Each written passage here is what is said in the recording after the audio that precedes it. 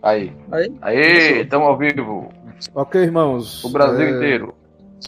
Estamos ao vivo aí. Boa noite a todos. Começando a nossa transmissão do estudo do livro. Vou passar a palavra para o nosso irmão Diácono Emerson, que irá nos conduzir aí nessa trajetória hoje à noite.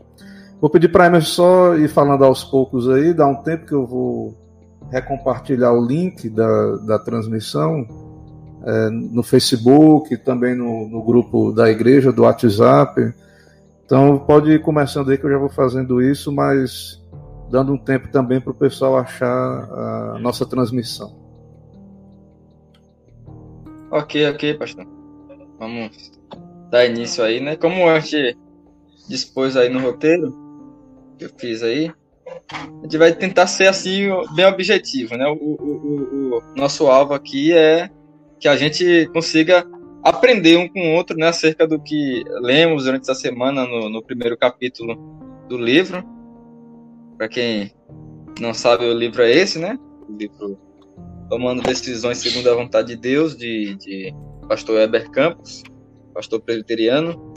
E a gente fez um sorteiozinho, né, na nossa OMP para ver qual livro a gente ia estudar, né, que sempre foi um desejo nosso de ter assim uma classe nossa de estudos, que a gente pudesse estar refletindo sobre um livro, e Deus propôs que fosse esse, né?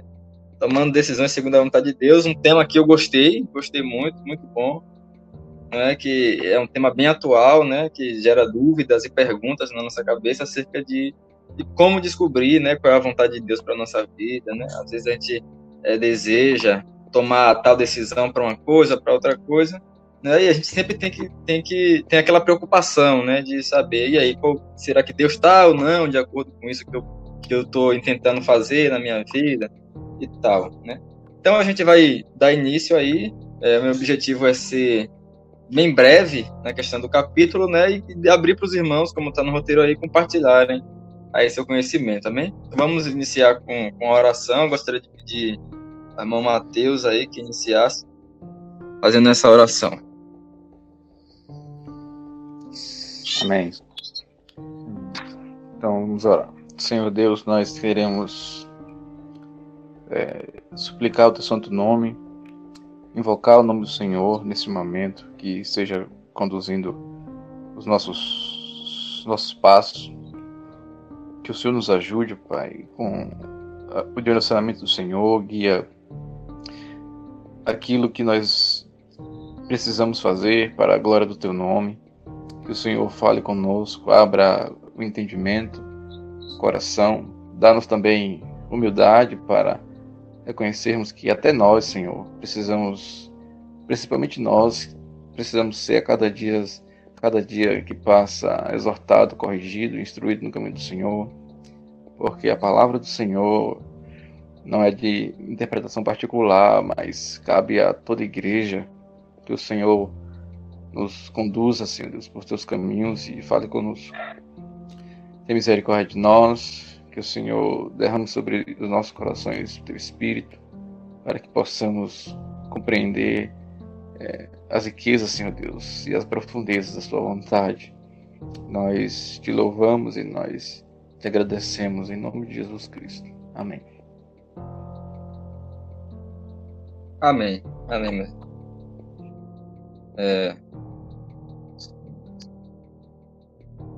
Então a gente vai dar início, né? Eu de início queria dar um panorama geral aí do capítulo, do capítulo 1, capítulo que a gente vai estar estudando, que o tema é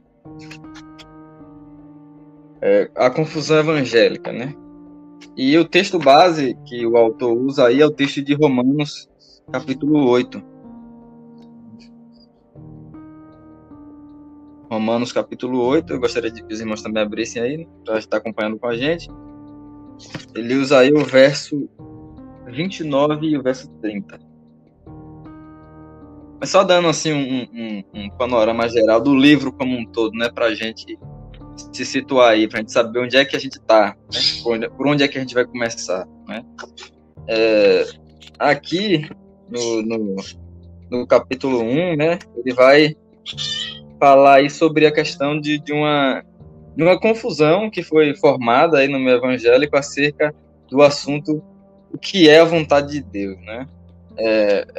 Muitos se arriscaram aí na resposta a essa pergunta e acabaram criando aí uma desordem, né? Uma desorganização acerca de como nós devemos entender o que é a vontade de Deus, de como nós devemos entender o que Deus requer de nós. E ele fala isso aí também na introdução, né? Que ele percebeu essa confusão que foi feita e ele, na tentativa de responder essa pergunta, né? Qual é a vontade de Deus para a nossa vida, ele vai trabalhar aí nas duas partes do livro. Na primeira parte do livro, que é Dissipando a Neblina, né? Ele vai pegar aí os aspectos teológicos, né? Da vontade de Deus, né? Como é que nós devemos entender, né? Quantas vontades existem? É uma vontade? São várias vontades, né? Quantas vontades existem em Deus? Quais são os sentidos que a Bíblia usa, né? Quando ela fala sobre a vontade de Deus, né? Existe alguma distinção ou ela está falando tudo da mesma coisa no sentido de vontade de Deus, né? E no meio dessas distinções aí, como é que nós podemos identificar aí a vontade do Senhor para nós, né? E ele vai também fazer umas aplicações disso no capítulo 3. Na parte 2 do livro, ele já vai partir mais para a questão de como nós aplicamos, né? A gente pode ver na parte 1 aí ele dando um fundamento acerca de como entender a vontade de Deus, segundo é revelado na Escritura. E a partir da segunda parte, aí ele vai dar depois de ter construído esse fundamento, ele vai já mais para a parte prática da vida, né? Ele primeiro dá umas orientações nas áreas cinzas, o perigo ao discernir a vontade de Deus, né? Ele nos dá alguns alertas aí, quando nós buscarmos tentar discernir qual é a vontade do Senhor. E, como um todo, essa segunda parte vai falar sobre como a gente aplica mais a vontade de Deus na nossa vida. E no capítulo 1, ele está falando da confusão evangélica, como a gente vê no título, e ele usa esse texto de Romanos capítulo 8. Diz assim, verso 29 e 30. Porquanto, capítulo 8, 28 a 30. 28 a 30. Diz assim, sabemos que todas as coisas cooperam para o bem daqueles que amam a Deus e daqueles que são chamados segundo o seu propósito.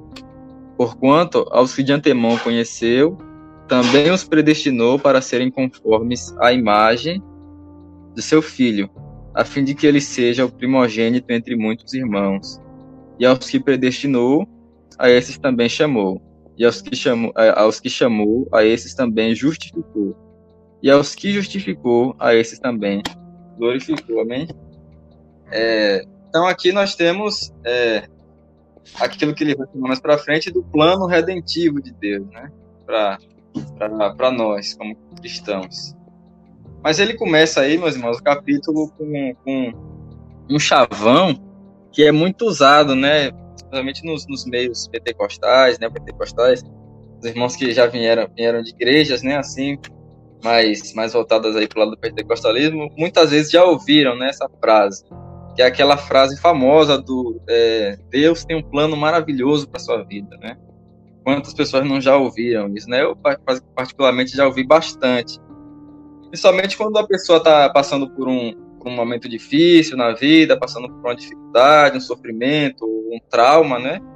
Alguns outros irmãos, na boa intenção de consolar esse irmão, elas saltam essa frase, né? Deus, ele não se preocupe, não precisa ficar triste, porque Deus, ele tem aí um plano maravilhoso para sua vida, né? E existe um efeito colateral aí como o autor fala, nessa frase, né? Que é excitar os cristãos a descobrir qual é esse plano específico de Deus, né, para a sua vida, né? Porque ao ouvir a frase, Deus tem um plano maravilhoso para a minha vida, então eu vou lá e vou tentar descobrir, eu vou tentar desvendar qual é esse plano maravilhoso aí que Deus tem para mim, né? E a verdade, meus irmãos, é que realmente Deus, ele tem um plano maravilhoso para a nossa vida, como nos mostra esse verso aí de Romanos 8, né? E o autor aqui do livro, ele dá duas características desse plano de Deus para a nossa vida, que ele é redentivo e ele é seguro, né? Ele é redentivo porque Deus nos faz enxergar o livramento do sofrimento deste mundo, como a gente vê aí no verso 18 a 25 do capítulo, né? E diz o seguinte: porque para mim tenho por certo que o sofrimento do tempo presente não pode ser comparado com a glória a ser revelada em nós. A ardente expectativa da criação aguarda a revelação dos filhos de Deus, pois a criação está sujeita à vaidade, não voluntariamente, mas por causa daquele que a sujeitou, na esperança de que a própria criação será redimida do cativeiro da corrupção, para a liberdade da glória dos filhos de Deus. Porque sabemos que toda a criação, a um tempo só, geme e suporta angústias até agora. E não somente ela, mas também nós, que temos as primícias do Espírito, igualmente gememos em nosso íntimo, aguardando a adoção de filhos, a redenção do nosso corpo, porque na esperança fomos salvos. Ora, esperança que se vê não é esperança, pois o que se alguém vê, como espera? Mas se esperamos o que não vemos, com paciência aguardamos, né? Então, a partir desse texto aí, nós podemos ver o plano redentivo de Deus, né?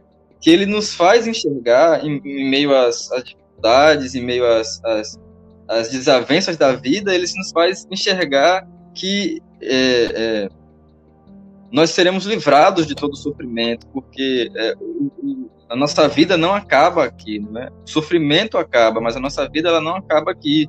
Nós seremos salvos, nós seremos redimidos aí por Deus, né?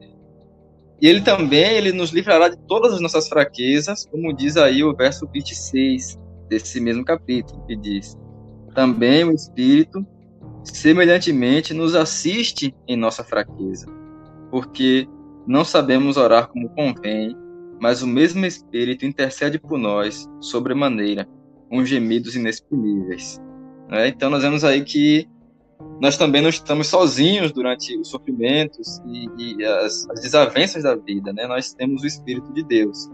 E esse plano, além de nos fazer enxergar o livramento e nos dar consolo nas dificuldades do presente, ele é seguro, porque o próprio Deus ele nos protege dos perigos passados e presentes e também dos perigos futuros, né? A gente pode ver aí no verso 35 ao 39, diz assim, verso 36, no caso, ao 39, e diz... Eu não vou ler o verso todo porque ele é muito grande, né? Mas a gente pode ver aí no texto que Deus fala que nem as coisas do presente, nem as coisas do porvir, nem poderes, nem alturas, nem profundidades poderão nos separar do amor de Deus, independente de qualquer coisa, né? Porque esse plano de Deus redentivo, ele é seguro para nós. Ele assegura que nós não seremos desamparados nessa luta, nessa dificuldade da vida, porque ele é um plano seguro para nós. Deus preparou essa redenção para nós, né? E esse, meus irmãos, é o plano maravilhoso que Deus tem para nossas vidas, o plano de que ele nos salva em Cristo Jesus, o plano de que ele preparou para nós a redenção no seu Filho amado, né? Mas a gente vê hoje em dia um desapreço muito grande por esse plano redentivo de Deus, né? Muitas pessoas não querem saber sobre esse assunto aí de salvação, de libertação dos sofrimentos presentes através daquilo que a Escritura fala. Não, a gente tem um desejo aí, a grande maioria tem um desejo de conhecer um plano, né, de Deus que não está na ordem da revelação de Deus, um plano que é escondido, um plano que está aí por debaixo dos panos, um plano que Deus precisa revelar a nós, não é? Mas a gente precisa estabelecer que realmente há algo de nobre em desejar conhecer a vontade de Deus, né? Quem não quer conhecer a vontade de Deus para sua vida? Quem não deseja saber naquilo que vai agradar a Deus, não é? Isso nos impulsiona a oração, nos impulsiona a leitura das Escrituras, nos impulsiona ao uso dos meios da graça que Deus nos proporciona, né, como a oração, a leitura bíblica, a comunhão com os irmãos, né? E isso é um desejo legítimo. É bom querer saber qual é a vontade de Deus. Mas, por outro lado, existe aí um problema, né? Quando nós buscamos desequilibradamente por essa vontade, né? Produzindo uma falsa espiritualidade, né? Na busca de uma vontade de Deus não revelada, de uma vontade escondida, de um desejo escondido de Deus, por exemplo, de saber o meu futuro, de saber o que vai acontecer comigo daqui para amanhã ou daqui a 10 anos, né? E a gente procura aí alguns meios, né, para tentar descobrir essa vontade, meios ilegítimos. E a verdade é que muitos cristãos desejam conhecer a vontade de Deus por diversos motivos. Conhecer essa vontade escondida de Deus, né? Essa vontade não revelada. E por causa disso, foi criado muita confusão, né, acerca desse tema, na tentativa de responder a pergunta qual é a vontade de Deus para minha vida, né? Foi criado aí muitas pessoas disseram muitas coisas, né? E o autor aí ele vai citar alguns autores que falaram sobre o assunto, né? E aqui eu gostaria de citar as ideias básicas, as ideias principais desses autores, né? Ele cita aí a ideia de 4 autores que contribuíram aí para essa confusão teológica acerca do que é a vontade de Deus. A gente vê aí a ideia de J. Hodgman Williams, é o primeiro que ele cita, né? Temos também aí Henry T. Blackwell, temos o William W. Orr e o Wesley L. Dowell, né? Eu vou citar aqui algumas ideias deles, né, que o próprio autor aí também cita no livro. E a primeira dessas ideias que o autor cita no livro aí é a ideia de J. Hodgman Williams, né? Que basicamente ele faz ali no seu livro, né? Deixa eu ver o nome do livro que ele usa. O Porquê Conhecer a Vontade de Deus para a Nossa Vida, né? O livro desse Hodgman Williams. E ali no livro dele, ele confunde, né? O uso da expressão vontade de Deus.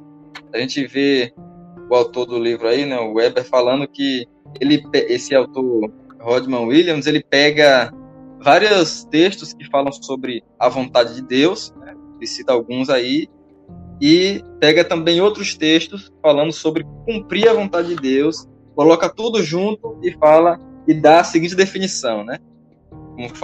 Como diz aí na página 15. Segundo esse Hodgman Williams, fazer a vontade de Deus, portanto, é estar de acordo com a vontade de Deus, né? Isso aí não chega nem de perto de ser uma definição ou de nos dar pelo menos um primeiro passo aí acerca de entender o que é a vontade de Deus. Ele pega diversos termos, coloca tudo dentro de um balde só e nos dá essa definição aí, que em si só não é uma definição. Na verdade, gera mais confusão, porque nós precisamos saber que, embora saber qual é a vontade de Deus, o que Deus requer de nós, e a vontade de Deus na Bíblia sejam duas coisas ligadas, né, como diz o autor aí, elas também são distintas e nós não devemos confundir elas, né? Também o autor aí, o Hodgman Williams, ele fala: não há como saber se realmente estamos de acordo com a vontade de Deus, né? Ele cita aí na página 15. Não há simplesmente qualquer garantia de que por estarmos crescendo em santidade ou porque somos carismáticos e dotados que estamos vivendo conforme a vontade de Deus. Na verdade, se a vontade do Pai não era sempre fácil para Jesus, o santo e o carismático, quanto mais para nós, não é? Então ele cita aí que, embora a gente tenha que estar de acordo com a vontade de Deus, a gente nunca vai saber se a gente está de verdade, né, de acordo com a vontade de Deus, né? Porque isso é uma coisa muito difícil de saber, se era difícil até para o próprio Jesus, quanto mais para nós, né? A segunda citação, aí, a segunda pessoa que o autor cita aí é o Henry T. Blackwell, né? No livro Experiências com Deus, né? E a ideia desse Blackwell é basicamente que a vontade de Deus é como um mistério que precisa ser desvendado. ele está aí, nós temos a vontade de Deus, mas essa vontade de Deus, ela é misteriosa e a gente precisa desvendar essa vontade de Deus na nossa vida cristã, né? Nós precisamos estar sempre prontos para saber o que Deus está prestes a fazer, segundo a ideia dele, visto que ele ainda hoje se expressa sua vontade de diversas maneiras. Deus tem diversas maneiras de expressar sua vontade para nós, através de muitas coisas, e a gente tem que estar ligado para saber qual é essa vontade, né, de Deus. E Deus dá direcionamentos específicos, mas nós precisamos entender e distinguir quando é Deus falando ou quando é a nossa própria intuição, a nossa própria voz. Ele cita aí também na página 16, né? Ele fala aí, segundo a ideia desse Blake: ainda hoje, Deus fala com seu povo pelo Espírito Santo, através da Bíblia, da oração, das circunstâncias e da igreja, para ele revelar os seus propósitos. Aí ele cita mais aqui embaixo: eu sugiro que conheçamos os caminhos de Deus tão profundamente que, se algo não se comparar aos caminhos de Deus, você abandona aquilo. Então, é como se fosse um conjunto de sentimentos aí que a pessoa precisa ter, não é? De que ela está com a consciência de que está fazendo a vontade de Deus, e ela precisa ter esse direcionamento aí, né? De seguir essa vontade escondida que a pessoa precisa descobrir. A terceira ideia que ele cita é de um cara chamado William W. Orr, não é? E a ideia dele é basicamente: Deus tem um plano mestre, né?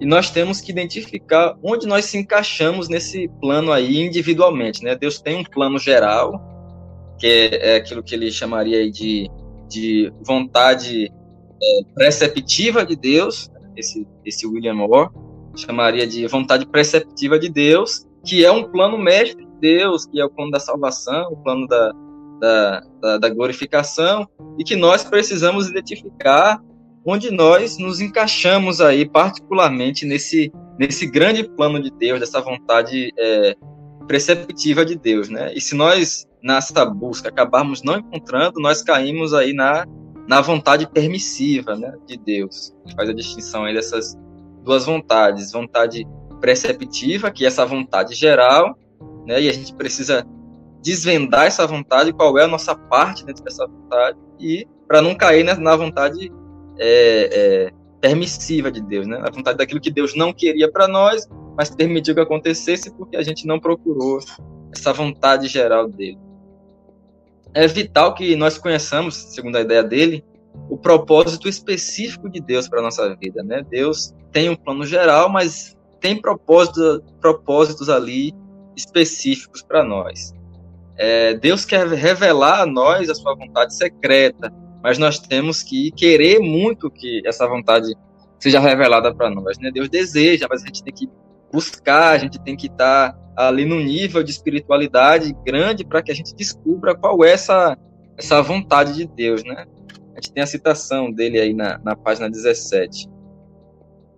Ele diz: Deus simplesmente não revela a sua vontade até que o seu coração esteja pronto a recebê-lo em anseio de 24 quilates. Né? Essas são as palavras dele.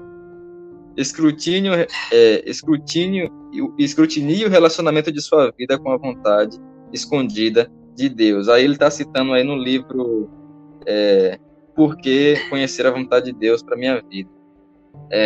Então, essa é basicamente a ideia desse William W. Orr, né? Que Deus tem um plano mestre, um plano geral, e a gente precisa descobrir onde é que a gente se encaixa nesse plano geral de Deus específico. E o último autor que ele cita aí é a ideia de Wesley Dowell, né? Na página 18, aí ele começa a falar da ideia desse Wesley Dowell, e ele percebe que há uma mudança de linguagem aí, né? Enquanto os outros três autores falavam mais de uma ideia difícil de descobrir, né? Que a vontade de Deus é uma coisa muito difícil de se descobrir, que é um plano que está muito escondido e você precisa estar sempre buscando, mas mesmo assim você nunca vai ter a certeza de que você está fazendo a vontade dele. Esse Wesley Dowell, né, ele já muda a linguagem. Ele já fala que descobrir a vontade de Deus para sua vida já é algo mais simples, algo mais fácil, muito mais fácil. Né? A ideia dele é basicamente essa, que precisamos ser direcionados de forma natural por Deus, né, pelo Espírito. Um dito bem comum é que precisamos nos deixar ser guiados pelo Espírito. A gente ouve muitas vezes, né? Não, você precisa se deixar ser guiado pelo Espírito de Deus em cada momento, né? Então, segundo esse Wesley, descobrir a vontade de Deus é simplesmente se deixar, como cristão, ser guiado pelo Espírito Santo, ter uma vida espiritual elevada, né? E quando você se deixa ser guiado pelo Espírito Santo, consequentemente você está cumprindo aí a vontade de Deus, né? Porque, afinal, estamos sendo guiados aí pelo Espírito de Deus, né? Embora na ideia dele seja muito fácil, né, descobrir a vontade de Deus, é só se deixar ser guiado pelo Espírito, a gente precisa que isso seja natural, né, para nós, ser guiado pelo Espírito, ser direcionado, né? Mas existem momentos que precisam receber direcionamentos específicos. A gente vê aí na página 19, né, que o autor fala: Dowell dá a sugestão de que peçamos a Deus para colocar em nosso coração alguém por quem orar, mostrar alguém que precisamos que a gente sirva, que a gente guiar a nossa promoção, para guiar-nos a alguma promoção para não gastar dinheiro à toa. E assim como qualquer atividade rotineira tenhamos, como restabelecer, como reabastecer o tanque de combustível do carro no dia anterior do dia anterior à subida do preço, né? Então, ele fala que, embora a gente seja guiado pelo Espírito, a gente tem que sempre estar ligado aí ao toque, né? Que Deus pode nos direcionar especificamente aí a alguma situação aí que esteja de acordo com a vontade dele. E essas são basicamente as ideias que ele cita aí no livro, né? Existem muitas outras que também geram confusão, mas ele escolheu essas 4 ideias, né? E na sequência ele vai nos dar algumas implicações negativas dessas ideias, né? De descobrir essa vontade escondida de Deus, esse plano geral de Deus aí que a gente precisa estar sempre se empenhando a descobrir, né? E são, meus irmãos, implicações que a gente vê muito, né, dentro da igreja, né? Que afetam bastante a nossa igreja, principalmente a igreja brasileira, né? Que é bem pentecostalizada, cristianismo. E dentre as implicações negativas, aí ele faz a citação aí de 5 implicações negativas. E a primeira delas é que essa tentativa por descobrir qual é a vontade de Deus escondida, essa vontade não foi revelada, essa vontade acerca do nosso futuro, dos problemas que vamos passar, é que essas ideias, elas afetam a forma como nós entendemos a Deus, a pessoa de Deus, e o que ele requer de nós como cristãos, né? Ela afeta diretamente essa ideia aí que nós temos da pessoa de Deus. A visão confusa que os evangélicos têm sobre descobrir a vontade de Deus passa a noção aí de que Deus ele brinca de esconder com a sua vontade, né? Ele tá ali sempre escondendo a sua vontade de nós, para a gente estar sempre procurando essa vontade escondida, né? E a gente precisa entender que Deus, ele não faz isso, ele não brinca de esconder a sua vontade de nós. Ele, nas Escrituras, ele sempre se mostrou como sendo um Deus que revela, um Deus revelador, um Deus que revelou tudo aquilo quanto é necessário para a nossa vida, né? A gente vê a citação do Weber na página 21, né? Na página 20, que ele diz: a visão confusa que os evangélicos têm acerca de descobrir a vontade de Deus passa a noção de que Deus brinca de se esconder com a sua vontade. E mais abaixo ele diz: Deus não brinca de esconder de nós a sua vontade. Ele se apresenta em toda a Escritura como o Deus revelador. Mais abaixo ele vai dizer aí, na página 21, desde o primeiro capítulo de Gênesis até o ápice da revelação de Jesus Cristo, nosso Senhor é um Deus que fala, né? Então a gente não pode negligenciar o fato de que a Bíblia, a própria Escritura, ela é uma revelação de Deus, não é? É Deus revelando para nós tudo aquilo que precisamos saber acerca das nossas necessidades e acerca da nossa salvação, não é? E é isso tudo que nós precisamos saber, é isso tudo que Deus quis revelar a nós.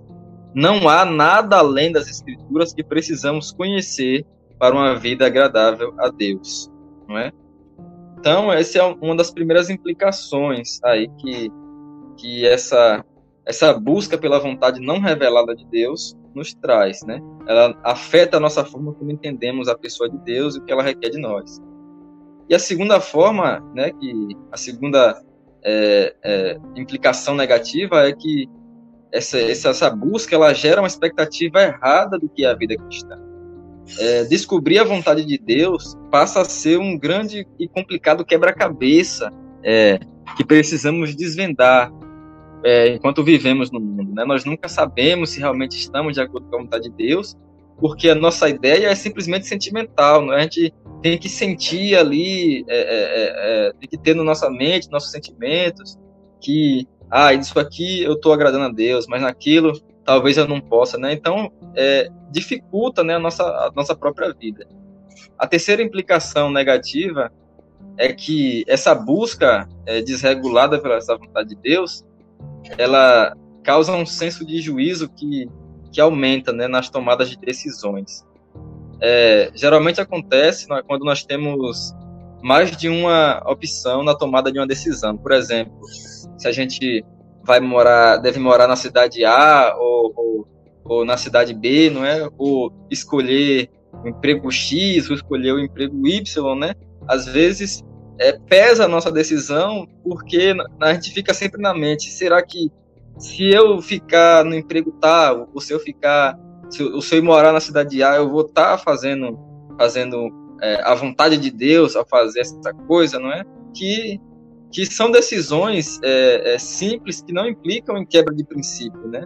Não implicam na quebra dos princípios, mas que nos deixam atordoados, pensando que se escolhermos um em detrimento do outro, ficar em A ou em B, nós não estaremos seguindo a vontade de Deus, ou tentar descobrir em quais desses Deus não se agrada, né? Às vezes a gente fica pensando nessas situações aí em que não tem, assim, implícita uma quebra de princípio, é mais um exercício de sabedoria, um exercício de reflexão, né? E de saber tomar uma decisão sábia, né? Não precisa ficar com a mente atordoada, saber, não, se eu fizer aquilo, Deus vai se desagradar de mim, e se eu for para aquela cidade ou para aquele trabalho, não é? Deus vai se desagradar de mim e eu vou acabar recebendo aí as punições, né? Eu vou acabar tendo uma vida ruim. E na página 22, né, ele vai falar assim, o Weber: escolhas imprudentes podem trazer consequências ruins, mas quando não há quebra de preceito, não há razão para julgar que haja juízo da parte de Deus. Se Deus nos responsabilizasse por não cumprir uma vontade escondida de nós, inacessível a nós, Deus seria um Deus mau, não é? Então a gente precisa estar com isso firmado na nossa mente, né? Que às vezes essa busca por uma vontade escondida de Deus, uma vontade não revelada, aumenta assim o peso nas nossas decisões, né? A gente sempre está tentando saber, não, será que se eu fizer isso ou aquilo, eu vou estar de acordo com a vontade de Deus e tal. E a quarta implicação negativa disso é que o desejo de conhecer uma vontade revelada de Deus se torna numa busca por um conhecimento tóxico, né? Como ele diz aí na página 22, né? Como diz James Petrie, que se torna um conhecimento tóxico, né? Que Deus ele priva de nós o conhecimento do nosso futuro, de nós conhecemos nosso futuro, não para que ele nos prenda em um mistério agoniante, mas sim para o nosso próprio bem, né? Visto que ele nos projeta para lidar com as coisas do presente, com as nossas preocupações de cada dia. não é? Deus, ele projetou o ser humano para lidar com os problemas do presente, né? O autor, ele cita aí a questão de Adão e Eva, né? Deus, ele estabeleceu um limite do conhecimento de Adão e Eva, né? E por isso que ele estabeleceu a proibição ali do fruto do conhecimento do bem e do mal. Porque Deus estabeleceu isso, essa limitação do conhecimento para o próprio bem deles. E a gente vê que quando eles descumprem essa ordem, qual é o resultado maléfico, né, de tentar conhecer a mais do que aquilo que Deus determina que a gente conheça acerca de sua vontade. Amém? E a quinta e última implicação negativa é que essa busca desenfreada, desordenada, ela nos impulsiona a buscar essa vontade de Deus por meios espirituais que são alheios à própria palavra de Deus. É isso que ele trata aí na página 23, né? Que é os meios usados nessa busca, que são as profecias, sonhos e outros caminhos espirituais. Aí ele cita aí, por exemplo, profecias, sonhos e outros caminhos que podem ser considerados espirituais. Esses são meios carismáticos, né, encontrados em vários ciclos pentecostais. Não raro nós vemos pessoas esperando que outras mais espirituais, que tenham um grau maior de espiritualidade, eles deem uma profecia de se deve tomar esse ou aquele caminho, né? O que diga que sonhou com essa pessoa fazendo isso ou aquilo, né? E a vontade de Deus para essa pessoa se torna essas percepções aí, esses sonhos, essas visões, essa vontade de que outra pessoa mais espiritual venha e diga que, não, eu sonhei com você, eu tive uma visão ou alguma coisa, e Deus quer que você faça isso, essa é a vontade de Deus para a sua vida. A premissa básica é que Deus fala de diversas maneiras, né, nessa ideia. Ele fala por sonhos, ele fala por visões, por revelações, profecias, e você só precisa estar em um nível de espiritualidade muito elevado para receber esses insights de Deus, né? Você precisa ter um nível grande de espiritualidade, que Deus vai começar a lhe revelar a sua vontade, aquilo que ele deseja de você, por sonhos, aí, por revelações, né?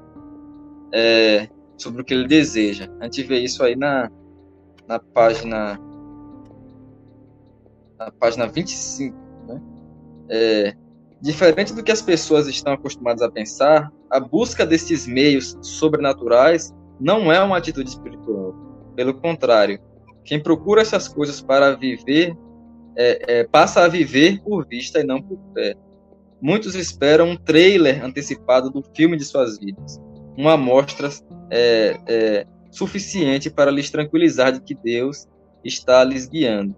Gostariam de abrir sua caixa de entrada de e-mails e encontrar algum recado de Deus.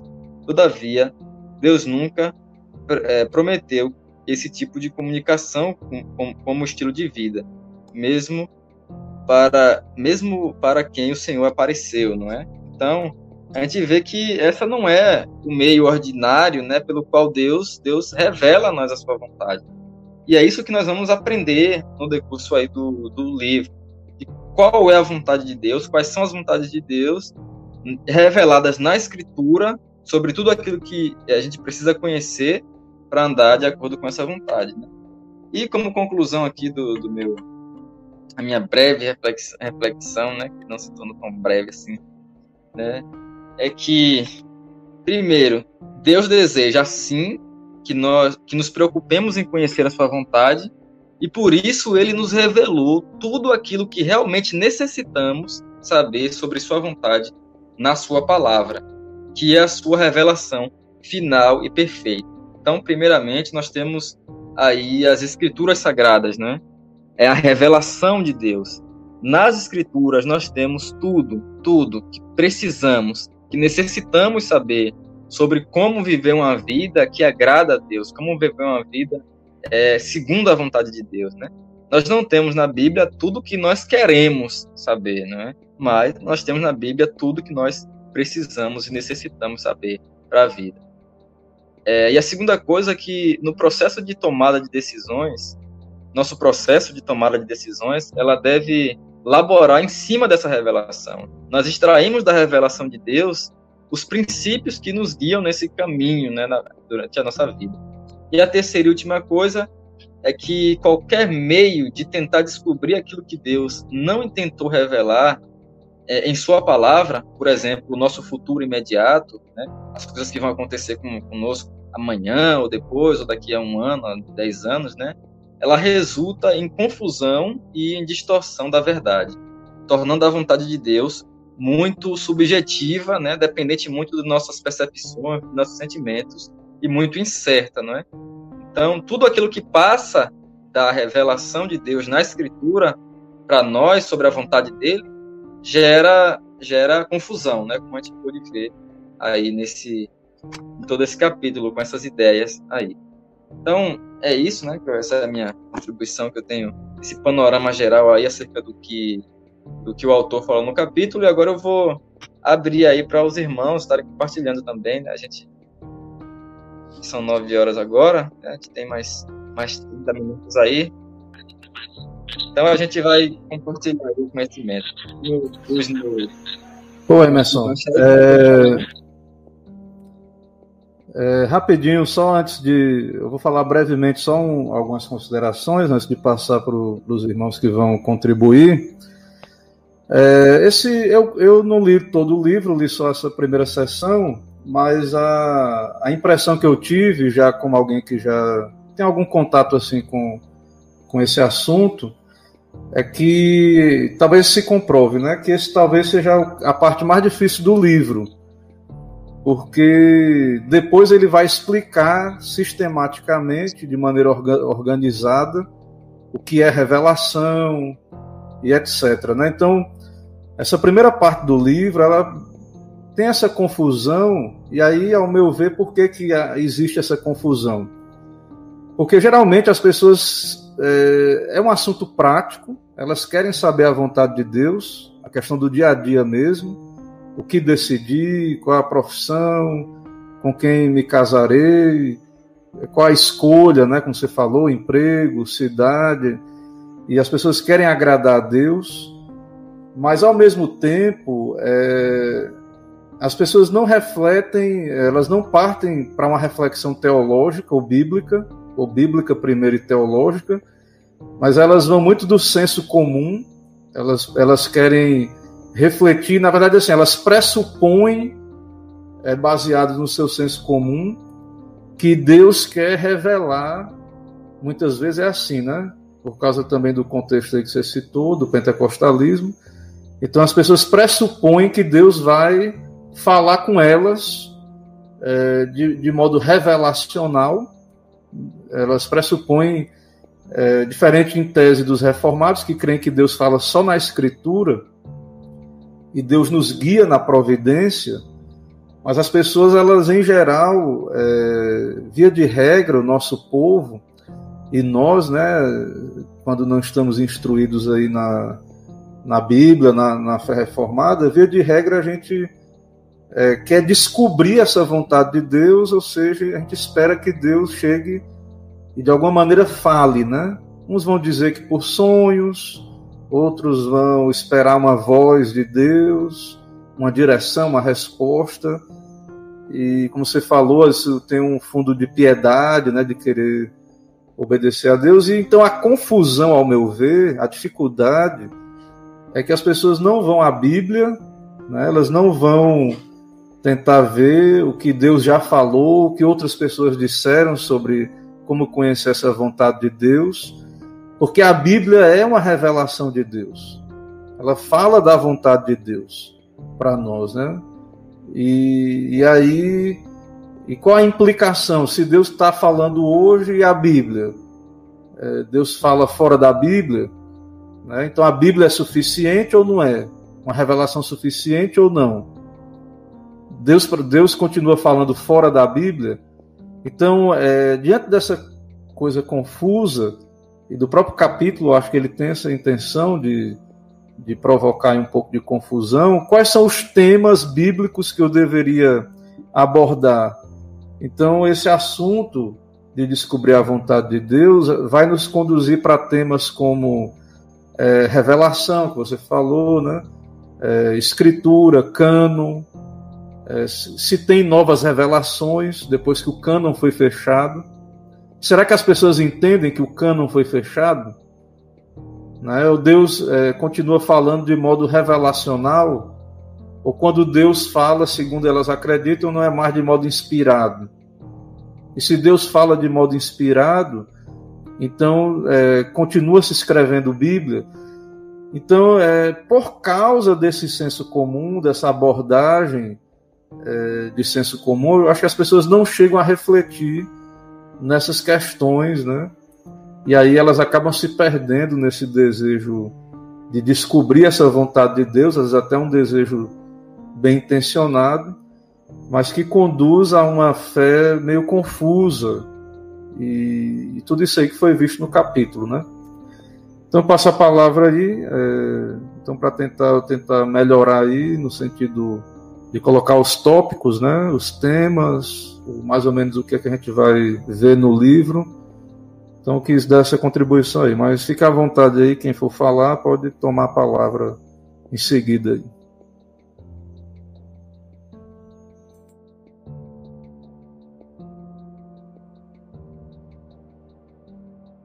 Tá liberado, irmão. A gente pode compartilhar aí. Se quiser, só levantar a mão.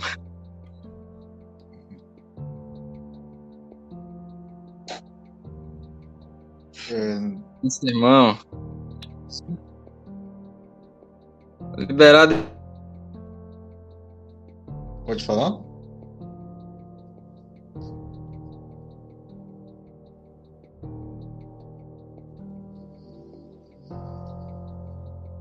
A conexão aqui tá um pouco ruim.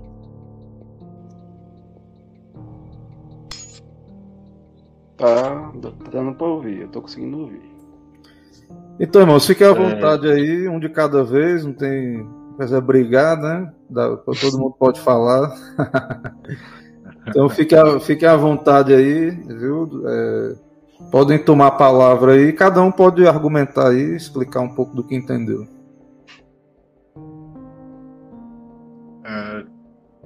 Deixa eu aguardar aí, que eu acho que o Matheus pediu para falar, não é? Ele sinalizou aí primeiro, deixa eu ver se ele vai falar.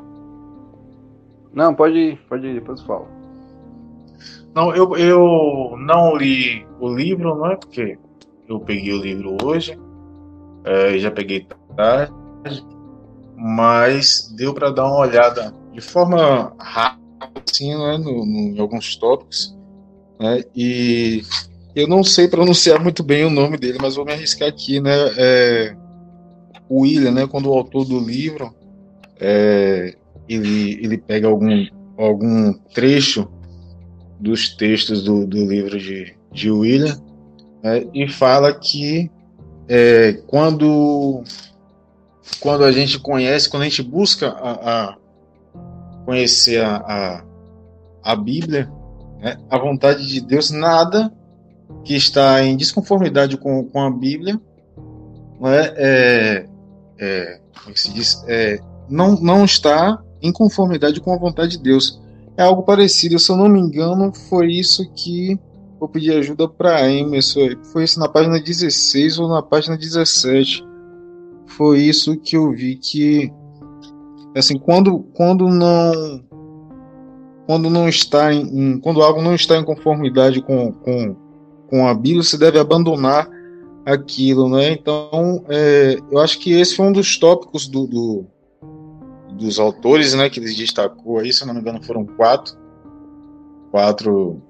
nomes, né, que o autor citou, né? Acho que esse foi um dos tópicos mais importantes, né, que mais me chamou a atenção, né, que, assim, eu tive como verdade, né? Se você buscar e não tiver, você está buscando, você conhece a Bíblia, você está buscando entender, você está buscando conhecer, né?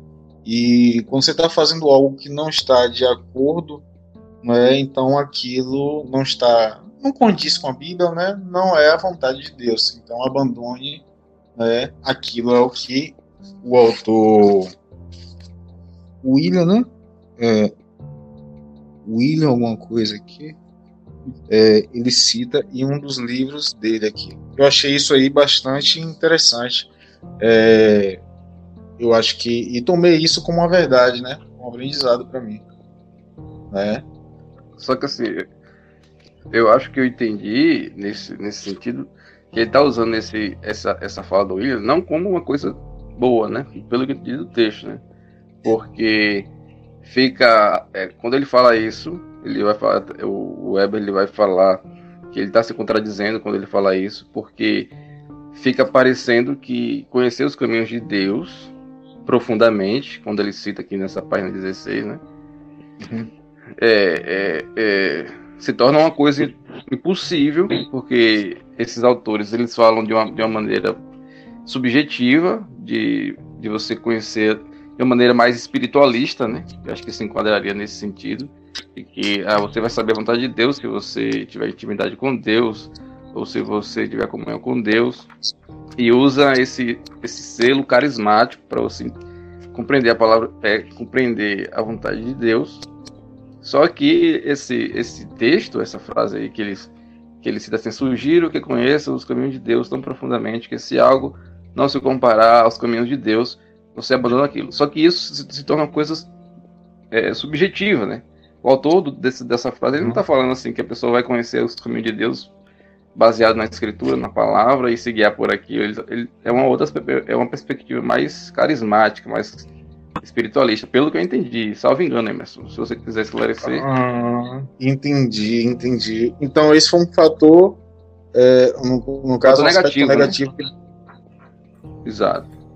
Então, irmãos, o que acontece aí é que o livro ainda... O livro ainda não começou, né? A verdade é que ele vai explicar a diferença entre a revelação na Bíblia, né? O que está revelado na Bíblia, da vontade de Deus, né? Que é a lei de Deus, o Evangelho. Eu acho que ele vai começar a explicar isso de fato no próximo capítulo, né? E essa vontade secreta também de Deus, ele vai explicar o que é ainda. Então, o que essa citação aí está querendo dizer é que muita gente mistura a vontade revelada, descobrir a vontade revelada e a vontade oculta. As pessoas misturam como se fosse a mesma coisa. Mas a verdade é que eu acho assim, o que eu estou querendo trazer a discussão para isso, né? O que a gente pega mesmo dessa introdução, porque esse capítulo primeiro aí é um capítulo introdutório, é que há uma dificuldade mesmo, uma confusão de saber o que é a vontade de Deus, né? O que é a vontade revelada na Escritura, o que é essa vontade da providência, a vontade secreta. A gente que é reformado, por exemplo, que estuda as confissões reformadas, né? Tem a questão dos decretos de Deus, dessa vontade que Deus não revelou na Bíblia. Então, assim, eu sei que Deus quer que o salvo seja santo. Sede santos porque eu sou santo. E eu sei que essa santidade tem a ver com a lei de Deus. Não lei para me salvar, mas lei no sentido de que eu vou me conformar à imagem de Cristo.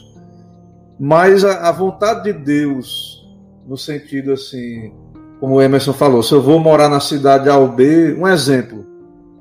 Deixa eu citar um exemplo aqui, o pessoal usa muito, né? Relacionamentos. Então vamos dizer que uma jovem, ela está querendo casar aí, e na igreja que ela frequenta, ela que é uma cogitação, né? Ela percebeu 3 rapazes que têm um perfil seria um bom futuro esposo. Os 3 são crentes, mas ela está em dúvida assim. Aparentemente eles seriam bons partidos, né? Aparentemente teriam interesse assim num relacionamento. Aí no meio evangélico, como é que geralmente se faz? E claro, ela teria que orar. Mas qual é a vontade revelada de Deus para o crente? Que ele case no Senhor. Então, se os 3 são crentes de verdade, salvos, regenerados, qualquer um que ela escolhesse, qualquer um dos 3, seria uma escolha correta, moral. Porém, da perspectiva do decreto de Deus, da vontade secreta de Deus, nós não sabemos até que ela escolha e dê certo, né? Ela venha casar com essa pessoa específica. Da perspectiva da lei moral, da revelação, ela tem que casar no Senhor. É isso que a Bíblia diz para ela. né? Aí ela vai ver o perfil familiar desse candidato, se encaixa com ela, se ela seria um auxiliador idôneo, ela vai estudar algumas características, né, que produziriam ali um casamento saudável a partir dessa decisão. Mas assim, o problema é que no meio evangélico as pessoas querem que Deus diga com quem é. Não, fulano, é que a pessoa ora e aí Deus vai dizer, não, eu lhe revelo, eu estou lhe dizendo, você vai casar com aquele.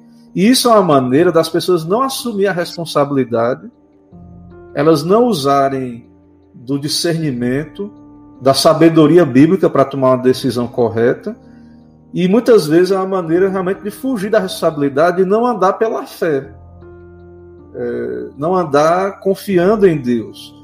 Então há um misticismo nisso aí, nessas decisões, né? As pessoas querem que Deus diga tudo, revele, diga qual vai ser o futuro delas, e nunca Deus conduziu o seu povo revelando essas coisas, cada coisa dessa especificamente, embora nós cremos que Deus é o Senhor da história e que Ele tem um controle, sim, Ele nos conduz, há uma providência, uma direção de Deus, a vontade dele sempre se cumpre, mas da perspectiva da nossa responsabilidade humana, nós temos que ser prudentes e usar a sabedoria bíblica para tomar decisões, e aí entra a oração, né, para pedir a direção de Deus, mas entra também que a pessoa vai ter que decidir, porque se Deus diz para ela tudo que ela vai fazer, então quem está decidindo não é ela, é Deus por ela. Então se der errado, a culpa é de Deus, né? Então muita gente cai no misticismo porque quer esperar, sempre esperar que Deus fale exatamente o que ela vai fazer, quando Deus fala na Bíblia o que Ele quer de nós no sentido da salvação, no sentido espiritual, de uma vida santa.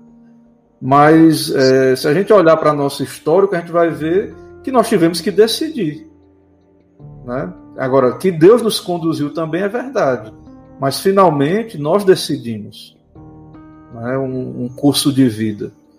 Então, é mais ou menos essas questões, né, que o crente se defronta, né? E aí, qual a escolha, né? Com que tipo de escolha eu devo fazer? Os jovens aí que ainda não sabem a profissão, né? Que vão tomar. Então, como é que ele vai escolher? Então, o livro, acho que a gente vai caminhar para ter mais sabedoria bíblica até o final da leitura do livro, para poder a gente tomar decisões melhores. Por exemplo, se vocês leram o prefácio antes do capítulo, o autor estava se questionando se ele deveria publicar esse livro, porque ele disse, tem muitos outros livros sobre esse assunto. Como é que eu sei que é a vontade de Deus? Aí ele disse que um pastor recomendou, perguntou por que ele não faria isso, ele nem queria. Aí ele, não, mas esse livro poderia ser bom para a glória de Deus? Iria ajudar as pessoas? É a vontade de Deus que eu use os meus dons para ajudar os meus irmãos em Cristo? Aí ele acabou decidindo publicar o livro. Mas você percebe ali que o que conduziu ele não foi que Deus, ele orou, embora ele é um homem de oração e nós devemos orar, mas não é que assim, que o evangélico em geral pensa assim, não, eu vou orar e Deus vai me dizer se eu tenho que publicar ou não. O pastor, ele é pastor, Heber Campos Júnior, né? O pastor termina o bacharel em teologia e vai para o ministério, ordenado pastor. Ele já deve começar o mestrado? Ou não, é melhor esperar? Alguns vão dizer assim, não, ore aí como se Deus fosse dizer, responder-lhe diretamente. Então, será que é assim que Deus conduz o seu povo? Então, a ideia do livro é tentar responder isso, e o que ele mostrou aí desses exemplos, desses autores aí, que mesmo entre os teólogos há muita confusão sobre o que é a vontade de Deus e como saber qual é a vontade de Deus. Há muita confusão. E nós não devemos ignorar a influência, claro, né, dessa teologia carismática também que está aí. Então há muita confusão. E o jovem está num momento da vida muito difícil, onde ele vai tomar decisões cruciais, né, que vão determinar a sua vida futura, né?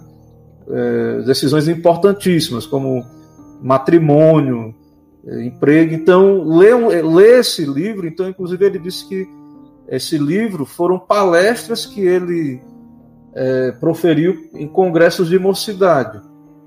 A igreja chamava ele para palestrar para os jovens, e ele palestrou várias vezes esse conteúdo para jovens, depois publicou o livro. Entende? Então, é isso, né? Então, o que é que Deus quer para nós, né? Então, o livro, a ideia é mais ou menos essa, é trazer mais clareza nessa confusão. Então, eu acho que a impressão que eu tive aí no começo do livro é que é meio confuso mesmo. Então, eu digo para quem teve dificuldade de entender um pouco aí o argumento, leia uma vez, releia, tenha calma, respire fundo, continue lendo, acompanhando aqui as discussões, para a gente tentar realmente absorver, entender biblicamente, é claro, o livro, para a gente poder aplicar, né, então, a nossa vida aí, nas nossas decisões, né? Então é isso, né? Passo novamente a palavra aí, mais alguém que queira contribuir. Acho que Emerson sinalizou, né? Pastor. E também, o que a gente pode observar é que o que ele está tentando estabelecer aí no primeiro capítulo, né, sobre a confusão, é que, às vezes, o pensamento das pessoas está muito ligado aí a percepções subjetivas, né? A percepções que partem mais da emoção, né, do emocional. Muitas vezes, em muitas igrejas, eu ouvi já pessoas falando, né, dizendo, não, você precisa ouvir a voz de Deus audivelmente, tal, para você saber a vontade dele, né? Existiam até campanhas para isso, né, para que a gente pudesse ter um nível de espiritualidade tão grande que a gente pudesse ouvir a voz de Deus de uma forma audível, dele falando, assim, revelando para nós, né, como acontecia com os profetas e tal, né? E isso parte de uma percepção puramente emocional, né, da coisa. E é isso que é o grande problema que ele trata aí na questão desses meios subjetivos de como descobrir essa vontade de Deus, a vontade não revelada, né, a vontade mais escondida. Né? E aí eu tenho um meme também que eu vi esses dias na internet, né, tinha um bonequinho lá, ele falava, oh, Deus, por favor, me mostre qual é o caminho, me diga qual é a sua vontade. Aí nesse meme tem um anjo, né, que desce do céu, um livro na mão, entrega a ele, e quando ele vai ver, o livro é a Bíblia. É uma sátira aí que ironiza com essa questão aí de que a vontade de Deus, aquilo que ele quer que nós saibamos, está na Escritura Sagrada, está na sua vontade revelada, não é? Aquilo que ele deseja, o que nós precisamos saber, né? E não essa vontade, né, que é a vontade não revelada. Isso é porque esses conceitos de revelação especial, eles estão na Bíblia. E no caso, Deus usou profetas, sons ali na formação do cânon. E a pessoa, quando vai à Bíblia, ela vê que houve profetismos, né, sonhos, visões, Deus falando diretamente. Deus chegou para Abraão e disse, sai da tua terra, da tua parentela e vai para a terra que eu te mostrarei.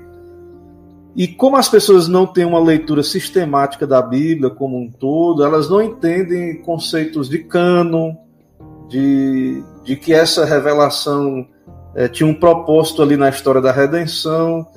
Então, pelo senso comum, e Deus realmente é um Deus que fala, é um Deus vivo, um Deus que se revelou, que se comunicou, que deu um livro, né, e que falou, usou profetas, depois também no Novo Testamento apóstolos e profetas também. E aí, pelo senso comum e por falta de um aprofundamento na leitura do texto bíblico, então as pessoas realmente elas esperam que Deus fale diretamente com elas ainda fora da Bíblia. Porém, o que acontece, inclusive eu quero recomendar um material, um texto do meu professor do seminário, Moisés Bezerril, que é o nome do texto, do título do texto dele é Communicatio Extra Scriptura, né, um nome em latim, que esse texto fala, é possível Deus falar hoje fora das Escrituras? Aí ele começa nesse texto argumentando o seguinte, que essa afirmação que você acabou de falar aí, Emerson, que Deus me falou, que Deus fala hoje fora da Bíblia, essa afirmação ela é proveniente da tradição teológica não reformada. Então ele vai falar da confissão de fé, ele cita a confissão de fé e ele diz que nenhum reformador deu ênfase a essa comunicação fora da Bíblia. Nenhum reformador deu trela, né, ênfase a isso. A confissão de fé diz que todo o conselho de Deus, concernente a todas as coisas necessárias para a glória dele e para a salvação, ou é expressamente declarado na Escritura, ou pode ser lógica e claramente deduzida dela. A Escritura nada se acrescentará em tempo algum, nem por novas revelações, nem tradições de homens, né? Então, hoje, como é que o Espírito fala, segundo a tradição reformada? Nos iluminando para entender o que está revelado já. Que é o que você falou aí do meme, né? Que o cara está orando para Deus falar com ele, Deus já deu a revelação. Então, hoje, Deus faz o quê? Ele nos ilumina para a gente entender o que está na Bíblia, né? Porque essa revelação, ela, segundo o nosso entendimento, né, da confissão de fé, ela cessou ali no final da era apostólica com o fechamento do cânon. Então, pode ver que geralmente essas pessoas que começam dizendo que ouviram a voz de Deus, ele cita lá no texto, pastor Moisés Bezerril, geralmente você consegue rastrear nas seitas pessoas que começaram ouvindo essa voz de Deus e acabaram, então, com movimentos messiânicos, dividindo igrejas, dizendo que são porta-vozes de Deus. Então, várias seitas ali, mórmons, adventistas, pode ver que tem um líder ali que diz que recebeu uma revelação de Deus direta. Que Deus falou para ele, revelou alguma coisa ali extra-bíblica, né? Os mórmons têm, inclusive essas revelações, eles tanto reconhecem que se Deus fala é Bíblia, é inspirado, que eles têm outros livros, 2 livros, o livro dos mórmons, que eles acrescentam à Bíblia, né? E há vários movimentos aí que tem pessoas dizendo, não, Deus está falando aqui, revelações fresquinhas aqui, todo dia Deus está falando aqui, uma revelação nova, diferente, né? Tem pessoas ouvindo a voz de Deus ali. E aí ele cita também, né, Luiz Berkoff, né, corroborando o pensamento dele, aqui o pastor Moisés, ele diz que todo conhecimento, né, que alguém obtém é produzido nele por meio da palavra. Todo o conhecimento que nós temos é produzido em nós por meio da palavra. Então, diferente dos místicos, né, dessas pessoas subjetivistas aí que vocês falaram, que eles não têm só a Bíblia.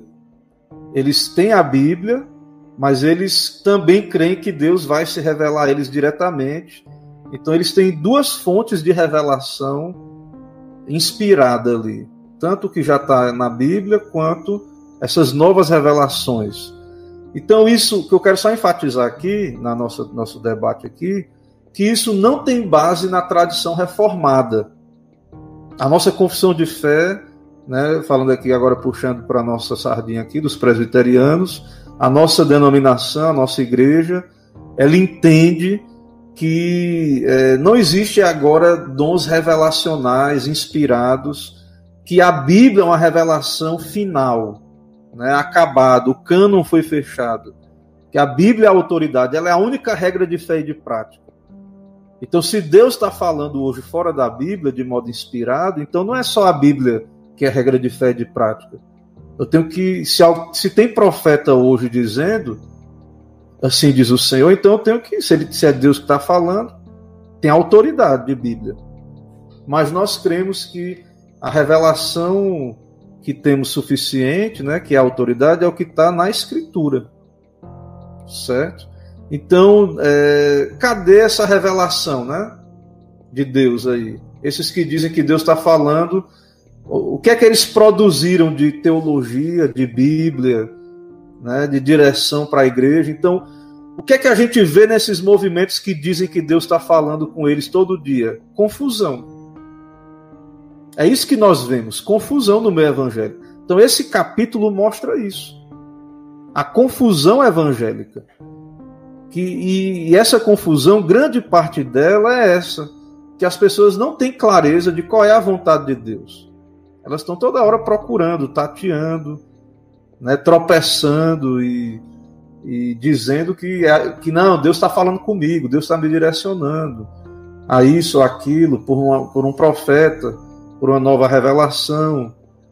E aí a gente vê muitas vezes que essas pessoas que dizem que Deus está conduzindo elas por revelação direta, elas não têm uma vida melhor do que quem usa só a Bíblia para decidir as coisas, para ter sabedoria. Pelo contrário, a gente vê muita confusão no meio evangélico que crê em novas revelações. Certo? Então, realmente a gente vai estar aprofundando essa questão, né? Deus fala fora da Bíblia, Deus quer dirigir alguém hoje por uma revelação direta fora da Bíblia. Essa é uma questão. Se você nunca pensou nisso, você que está ouvindo, está acompanhando, né, eu recomendo você continuar aqui, né, lendo o livro, acompanhando, e que você pense nessas coisas. Não é que Deus não tem poder para falar, Ele tem todo o poder. E Ele falou e Ele fala. Só que os reformadores entenderam que a palavra, a Escritura, é a revelação final, e que hoje Deus fala conosco, nos iluminando para entender o que Ele já falou. E isso é bom, porque isso nos livra dessa confusão. Porque cada um diz que Deus está falando uma coisa nova, é uma confusão. Então, a gente precisa, como crentes em Cristo Jesus, procurar uma firmeza, saber de fato onde é que Deus está falando e onde é que não é Deus que está falando. Não é isso? Mas diga aí, o que é que vocês acham aí disso aí? Quem quer falar mais, contribuir? O Matheus, irmã Elaine, assim que a irmã Elaine tem muito a nos contribuir. Deixa eu falar um pouquinho. Não vou me delongar muito, não. Isso que o pastor está falando, né, de que a gente precisa refletir realmente se nós realmente acreditamos no que acreditamos e se de fato o Senhor ainda fala fora da Escritura. É uma coisa que é muito grave, né? Até essa questão, essa confusão que tem aí no meio evangélico de novos apóstolos, novos profetas, que supostamente, né, recebem uma revelação da parte de Deus.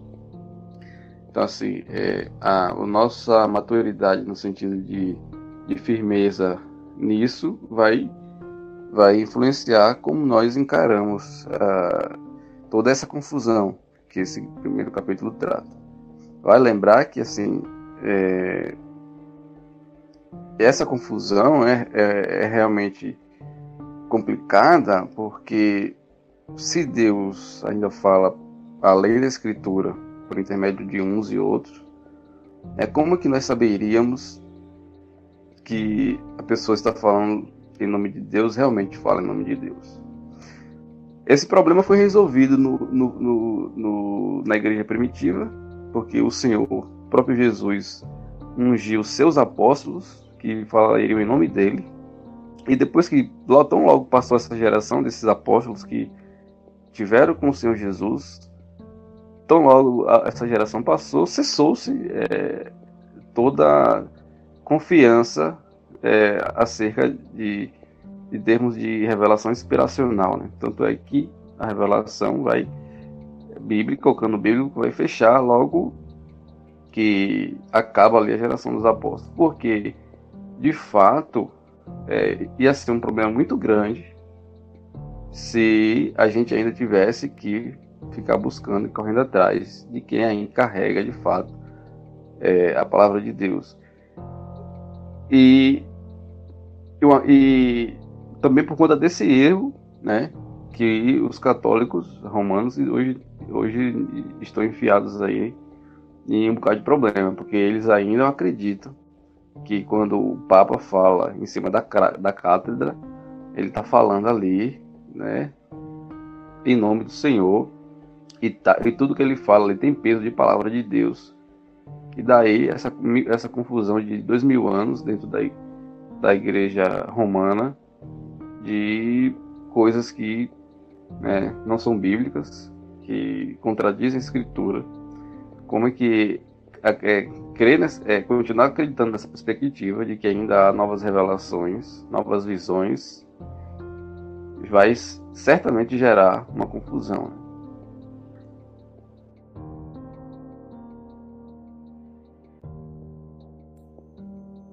Então, irmãos, Mateus está aí? Caiu?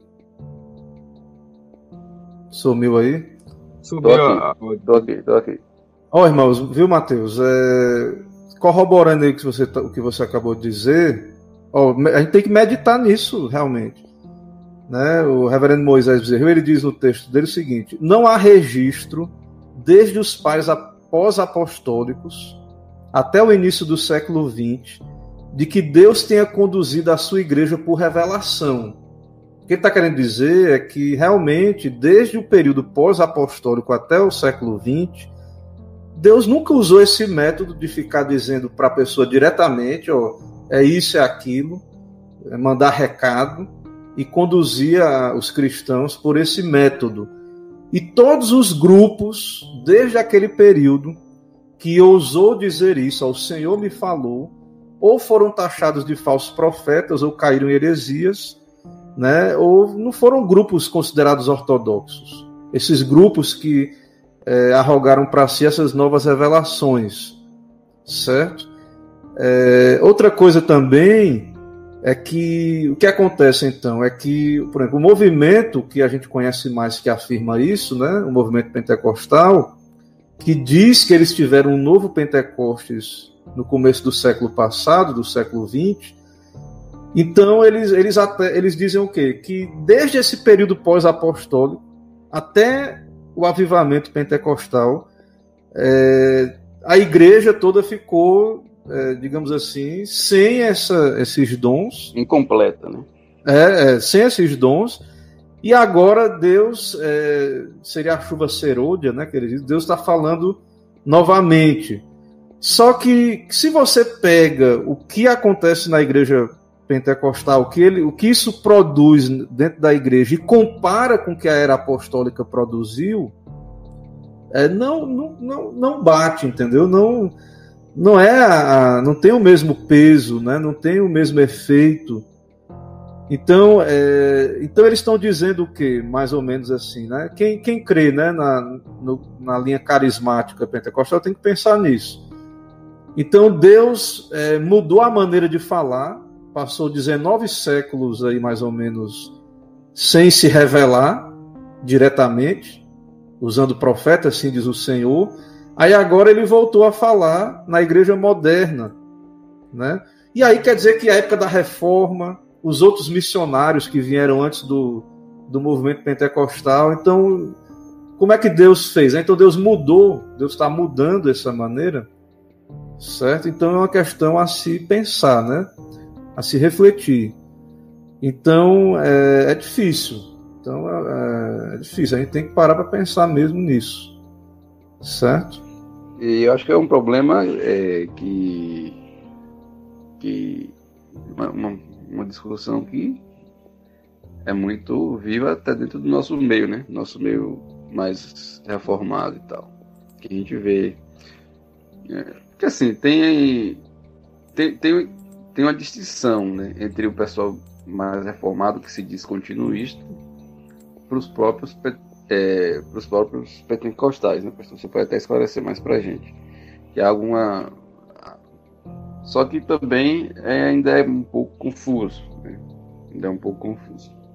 Isso, porque assim, da nossa parte, né, a gente vai dizer assim, se Deus está falando fora da Bíblia, né, por que ele não fala diretamente comigo, né? Então a gente poderia argumentar assim, né? Como você falou, como é que eu vou saber que esse profeta, né, ele de fato que está dizendo que recebeu alguma coisa de Deus para falar, como é que eu vou saber, né, se realmente isso é de Deus? Nós que cremos que o cânon foi fechado, que esses dons cessaram, a gente já parte pela teologia, pelo que a gente encontra na Bíblia, entende que isso cessou, né?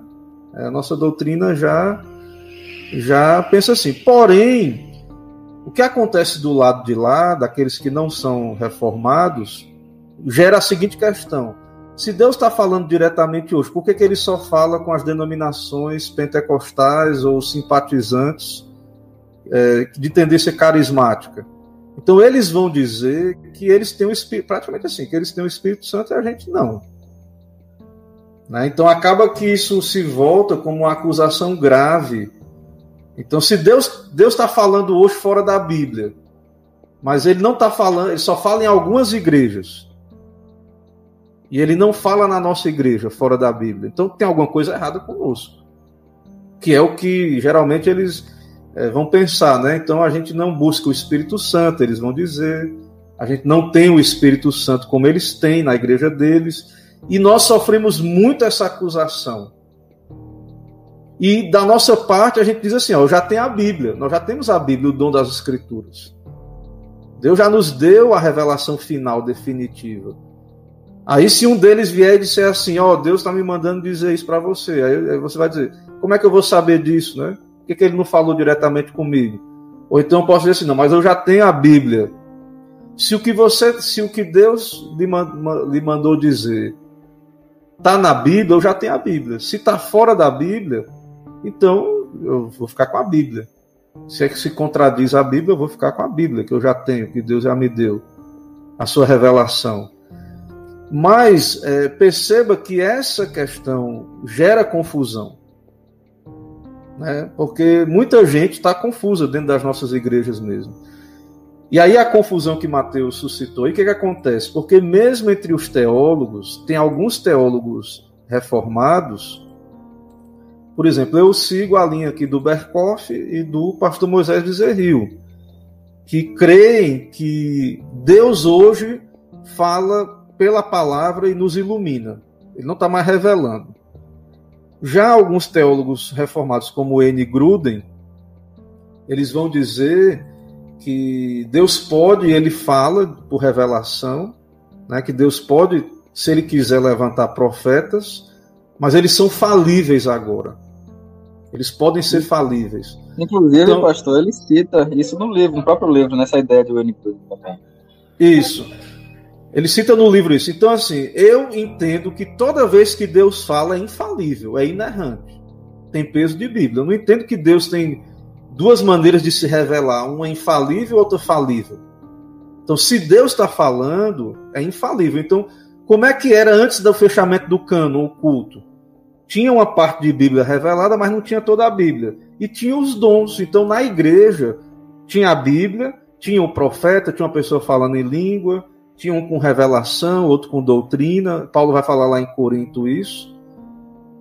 Então, mas ali, de fato, se era de Deus mesmo, era inspirado. Claro que podia haver um falso profeta ali.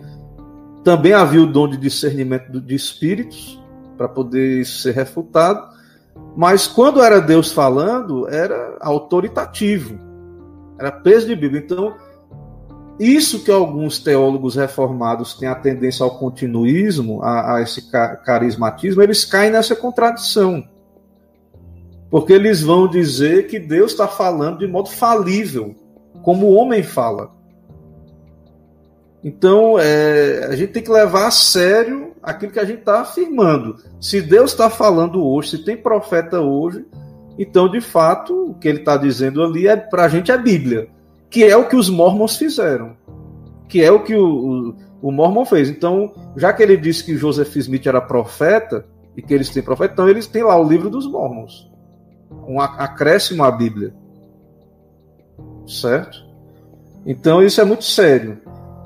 Né? Os pentecostais, o movimento pentecostal começou no começo do século passado. Então, se Deus tem falado já há mais de século dentro da igreja pentecostal, o que é que isso tem produzido? Qual o fruto disso? Qual a direção que a igreja recebeu a mais, que acrescentou o que a Bíblia já nos legou, que Deus já nos legou na Bíblia? O que é que tem a mais ali, nessas igrejas, né? Pelo contrário, o que a gente vê é mais confusão, muitas vezes mais distanciamento do sola escritura, do que a Bíblia tem para nós. Então, a gente não é sem motivo que nós, reformados, não é só por treta com a igreja pentecostal que a gente não crê, né, no que eles afirmam. Não é uma questão pessoal, a gente não quer denegrir nem zombar da fé, né, desses irmãos, né, que são crentes, zelosos ali do Evangelho, mas nós cremos que eles estão em confusão, em erro nesse ponto. Né, em crer, e não só eles, mas os reformados também, que não são confessionais, que não adotam aí, por exemplo, uma confissão de fé da Reforma, que o nosso caso é a de Westminster, que é muito clara. A nossa confissão de fé em deixar claro, né, que a Escritura nada se acrescentará em tempo algum. Nem novas revelações, nem tradições. Aí entra os carismáticos pentecostais e também a igreja romana, tradição, que eles acrescentam ali, né, os papas, etc. Mas nós reconhecemos a necessidade da íntima iluminação do Espírito de Deus, para entender o que já está revelado. Então, Deus fala hoje como? Iluminando para a gente entender o que está na Bíblia. A teologia reformada é essa, né? Pelo menos a teologia reformada clássica, confessional. Agora, respondendo à pergunta de Mateus, hoje no meu reformado, existe uma fé reformada não confessional. Existe uma fé reformada, mais assim, dos 5 pontos do calvinismo, que não adota uma confissão de fé da reforma. Então é uma fé reformada que é mais aberta em vários pontos e que não tem dificuldade e defende o continuismo, a continuidade desses dons aí, revelacionais. Ok, Matheus? Beleza. E se o senhor também se sentir à vontade para falar sobre, às vezes, até a treta interna que acontece aí entre personagens icônicos aí do meio presbiteriano, nível nacional, né? Que não se chega a um acordo, né? Na verdade, o que eu percebo, posso estar errado, é que para evitar problema nessa questão de acabar não sendo confessional, muitos até não evitam entrar na questão, né? E até outros pastores que têm até muito trânsito dentro das igrejas mais pentecostais, por assim dizer. Porque é uma questão polêmica, né? É uma questão difícil, mas também é uma questão necessária, né? É uma questão que não é periférica, né? Pelo menos no meu entendimento. Uma questão que não é periférica, que para mim, particularmente, agora eu digo por mim, é uma questão que para mim é muito cara, porque o senhor está falando aí sobre cadê os frutos dessa linha mais dessa nova bênção que a igreja moderna recebeu com esse suposto avivamento, né? E aí o que a gente vê é pessoas alheias às escrituras, né? Alheias à vontade de Deus,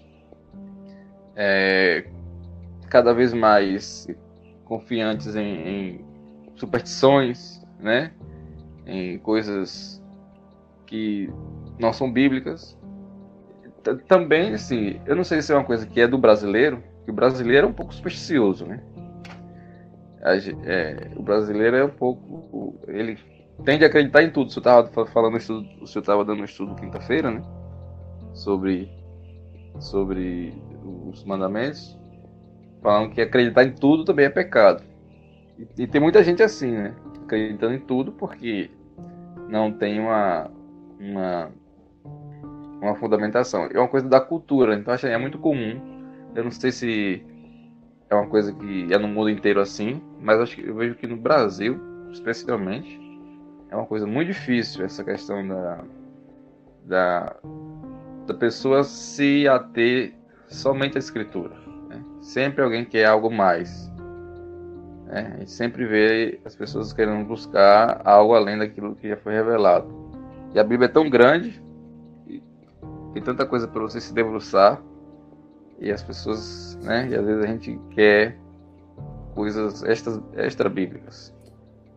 Veja, Mateus, o que acontece assim, é o seguinte: há muita questão de senso comum, como eu disse, de vã credulidade, né, de acreditar em tudo, e de falta de entendimento do próprio conteúdo. Porque assim, ó, pense no judeu. O judeu, ele não crê no Messias, né, no Novo Testamento.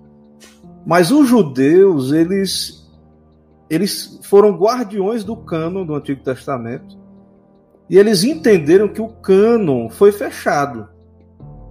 Então, houve um período que a gente chama de silêncio entre os testamentos, o período intertestamentário, que não teve profeta, até vir João Batista. E nada foi acrescentado. Então, essa ideia de cânon, de fechamento, de que a revelação ali tinha um propósito de descrever a história da redenção, os apóstolos, eles tinham consciência de que estavam escrevendo Bíblia. Pedro, Paulo tinham consciência disso. Aí o que acontece é que alguns teólogos aí, eles vão dizer o seguinte: a gente não tem prova exegética a partir da Bíblia de que a revelação cessou. Mas aí tem controvérsias. Tem textos como 1 Coríntios 13, que alguns vão dizer que é um texto que fala sobre profetiza o fechamento do cânon, né? Também Paulo vai dizer em Efésios que a igreja ela é construída sobre o fundamento dos apóstolos, edificada sobre o fundamento dos apóstolos. Fundamento você só lança uma vez. Você não constrói uma casa, aí você lança o fundamento, e lança o fundamento, e lança o fundamento. Então, aquele período apostólico, ele não se repete, ele é um fundamento da igreja. Ele é um fundamento da igreja. Então, alguns vão dizer e vão entender que a partir da Bíblia, de vários textos, dá para entender que houve um fechamento. Que assim como entre o Antigo e o Novo Testamento houve um silêncio, agora não é que Deus não pode falar, Deus fala. E Deus fala hoje nos iluminando, Ele fala pela Bíblia, mas que há um encerramento daquelas revelações que eram usadas por Deus, foram dadas por Deus para compor o cânon. O cânon foi fechado.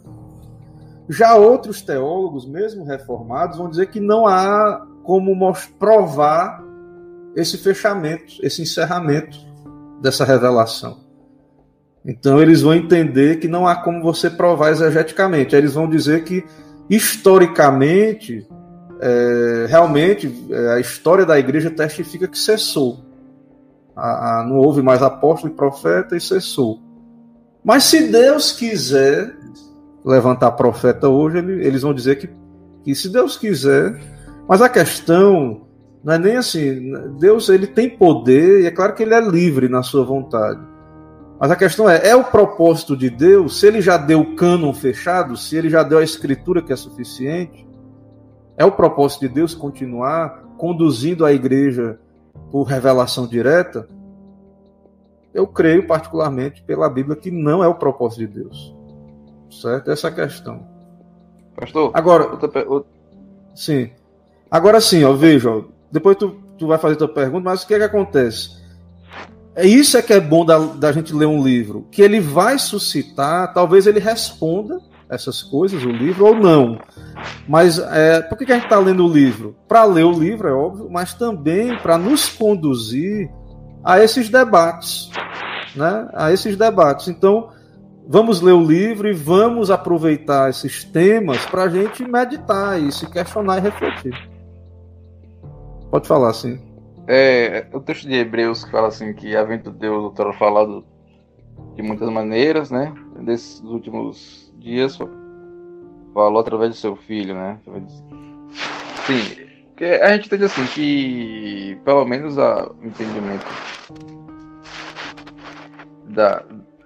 reformado, né, acerca do Evangelho, a gente vê que todas as coisas no Antigo Testamento vão apontar para o Novo Testamento e vão se cumprir em Cristo. E depois vai ali os apóstolos propagar ali a pregação do Evangelho, sistematizar e o trabalho do apóstolo Paulo, né, de sistematizar bem a doutrina do Evangelho. E depois encerra o cânon, né? Assim, esse pessoal que tem essa perspectiva de que a Deus ainda pode levantar, suscitar profetas. O que fica meio complicado de saber é como saberemos, né? E com que intuito? Porque, ao que parece, realmente não há necessidade de mais revelações, né? A não ser a gente esperar pela volta de Cristo, né? Pelo menos ele chegou a adentrar nesse tema, não? Para ser coerente, assim, tem duas maneiras de sair desse problema. Ou eles se tornam coerentes e fazem que nem os Mormons, que tem o livro dos Mormons lá, ou os Adventistas têm os livros de Ellen White, que eles citam como peso de Bíblia. Ou então eles têm que dizer que Deus fala por profetas falíveis. E aí esse profetismo não vai ser igual ao da era apostólica. Vai ser inferior. Entendeu? Então cai nessa incoerência, nessa dificuldade aí. Suscita um problema muito grande. E também contra o que você citou. O problema vai gerar uma tensão com relação à suficiência das Escrituras e à suficiência de Cristo como revelação última e final. Então o que a gente vê na Bíblia é que Cristo é essa revelação já definitiva, final, superior. Cristo é essa revelação. E a Escritura é suficiente. Então a teologia reformada ela trabalha nesse fundamento de que a Escritura ela é suficiente, não precisa de acréscimo. E quem defende acréscimo, para ser coerente, cadê? Registre, escriture. Né? Cadê? E o fruto desse acréscimo? Aonde a igreja tem chegado, né? Como fruto desse acréscimo aí, desse avivamento, dessas novas revelações? Qual a qualidade, né, dessas experiências? Então, são várias questões, né, que quem tem que responder é quem defende, né? Quem tem que responder é quem defende essas coisas para nós.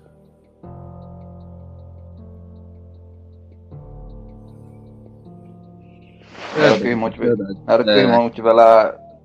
que o irmão estiver lá profetizando, tem que ter o escriba.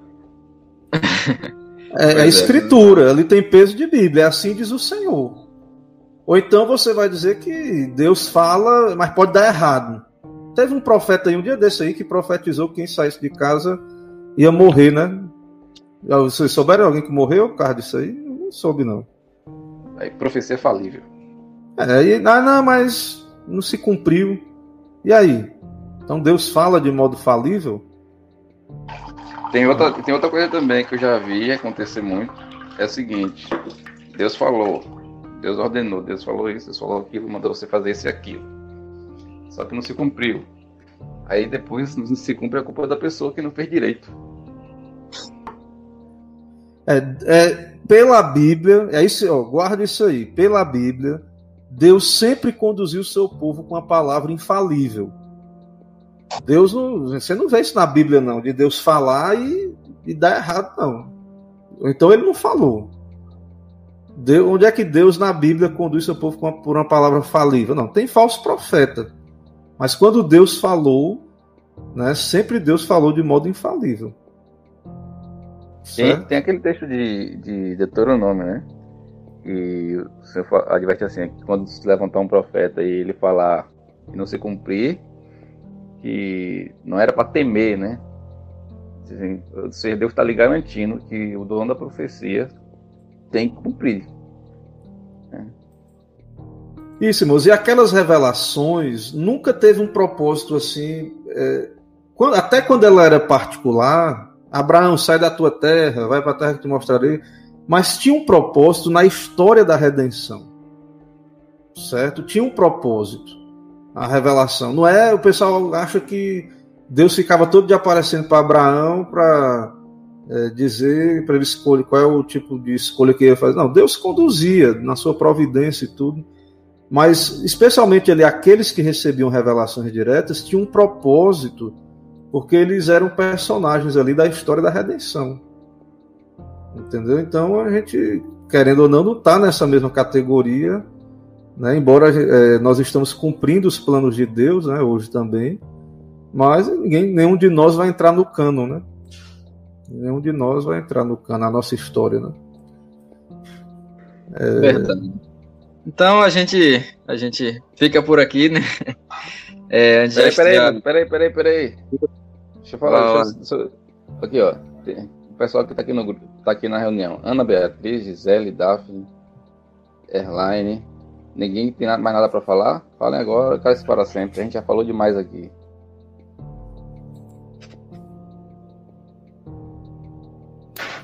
Cale-se para sempre foi ótimo. Mas por enquanto não. Por enquanto estou só aqui registrando tudo. Ok.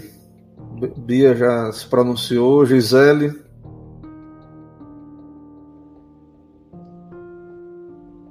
Erline.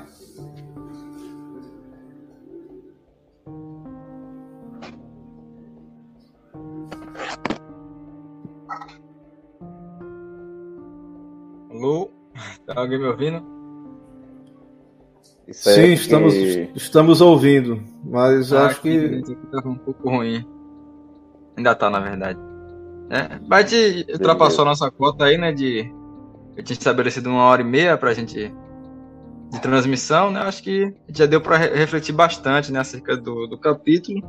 Os irmãos que estão aqui, peço que continuem com a gente, né? No próximo, que vai esclarecer um pouco mais acerca do que nós falamos aqui, né? A gente citou muito a questão da vontade revelada, a vontade escondida, né? E eu acho que o próximo capítulo ele vai esclarecer melhor para nós aí, né? Como a gente distingue essas vontades, essa vontade de Deus, né? E como a gente aplica também elas, né? Como é que a gente pode fazer essa distinção e essa aplicação. Então, daí com a gente na próxima segunda, a gente vai dar continuidade aí.